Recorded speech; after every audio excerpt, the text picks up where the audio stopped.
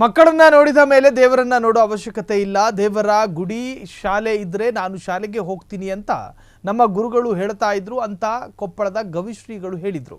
ಅಂತಾರಾಷ್ಟ್ರೀಯ ಮಾದಕ ದ್ರವ್ಯ ವಿರೋಧಿ ಕಾರ್ಯಕ್ರಮದಲ್ಲಿ ಅವರು ಮಾತಾಡಿದ್ರು. ದೇವಸ್ಥಾನಕ್ಕೆ ಹೋದ್ರೆ ಒಬ್ಬ ದೇವರನ್ನ ನೋಡಬಹುದು, ಶಾಲೆಗೆ ಹೋದ್ರೆ ಸಾವಿರಾರು ದೇವರನ್ನ ನೋಡಬಹುದು.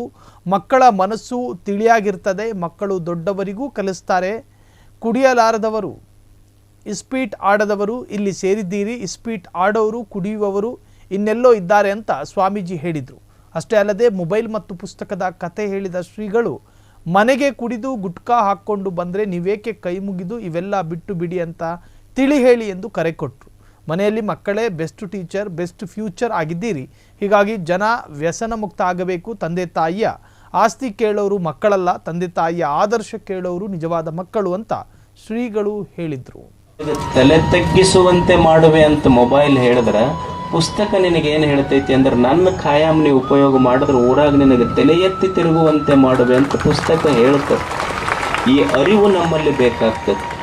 ಅದಕ್ಕೆ ಮನುಷ್ಯ ಅರಿವಿನಿಂದ ಇದನ್ನು ಬಿಡ್ತಾನೆ. ಸಣ್ಣ ಮಕ್ಕಳು ನೀವೆಲ್ಲ ಸೇರಿದಿರಿ, ಒಂದು ಸಣ್ಣ ಕಿವಿ ಮಾತು ಕೇಳಿ. ಅದು ನಮ್ಮ ತಂದೆಯೇ ಇರಲಿ, ಅಣ್ಣನೇ ಇರಲಿ, ಮನೆಗೆ ಯಾರಾದರೂ ಕುಡಿದು ಬರ್ತಿದ್ರೆ, ಅವ್ರು ಗುಟ್ಕ ಹಾಕ್ಕೊಂಡು ಬರ್ತಿದ್ರೆ ದಯವಿಟ್ಟು ಅವ್ರ ಕೈ ಮುಗಿರಿ.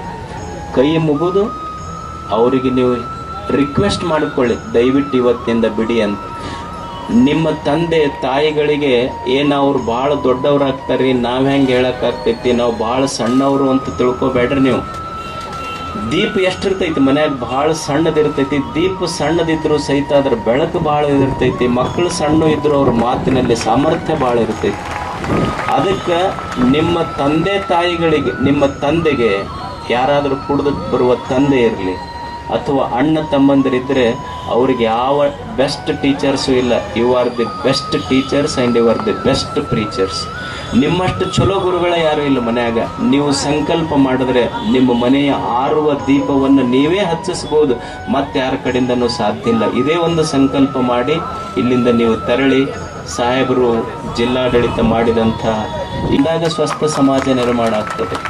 ಅದಕ್ಕೆ ಮಕ್ಕಳು ಅವರು ಸಂಸ್ಕಾರಯುತವಾಗಿ ಆಗಬೇಕನ್ನೋದಕ್ಕೆ ಇವತ್ತಿದೆಲ್ಲ ಒಂದು ಒಳ್ಳೆಯ ಕಾರ್ಯ. ಕ್ಷಣ ಕ್ಷಣದ ಸುದ್ದಿಗಳಿಗಾಗಿ ಫ್ರೀಡಂ ಟಿವಿ ಸಬ್ಸ್ಕ್ರೈಬ್ ಮಾಡಿ, ಲೈಕ್ ಮಾಡಿ ಹಾಗೂ ಫಾಲೋ ಮಾಡಿ. ಹೊಸ ಸುದ್ದಿಗಳ ನೋಟಿಫಿಕೇಶನ್ಗಾಗಿ ಬೆಲ್ ಐಕಾನ್ ಮೇಲೆ ಕ್ಲಿಕ್ ಮಾಡಿ.